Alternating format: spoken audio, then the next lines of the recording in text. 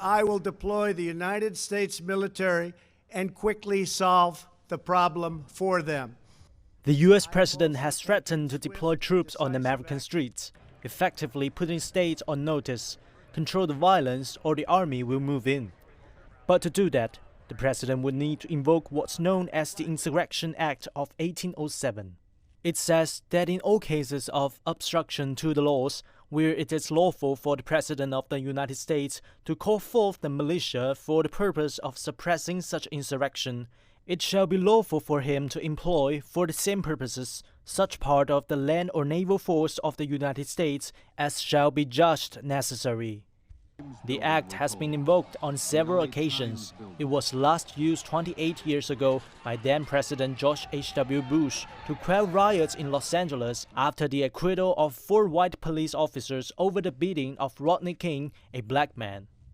On that occasion, the act came into force at the request of the then California Governor Pete Wilson. At the request of the governor and the mayor, I have committed these troops to help restore order. I am also federalizing the National Guard, and I'm instructing General Colin Powell to place all those troops under a central command. But what happens if the state governors oppose it? Many experts believe the law might still be used in certain cases. One of the main exceptions is when a state is violating people's civil rights.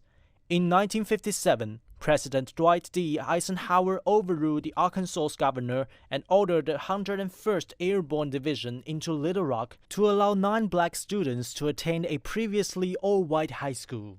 I have today issued an executive order directing the use of troops under federal authority to aid in the execution of federal law at Little Rock, Arkansas.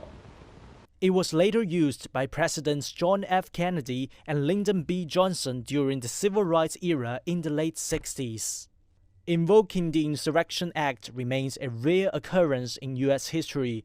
It was not invoked in the aftermath of Hurricane Katrina in 2005, nor was it used in Baltimore, Maryland in 2015 during the riots that followed the death of a young black man, Freddie Gray. Trump has laid the military option on the table and believes he has the power to use it. If he does, experts say it may spark yet more political confrontation in the midst of a social unrest and a global pandemic. Li Jingyi, CGTN.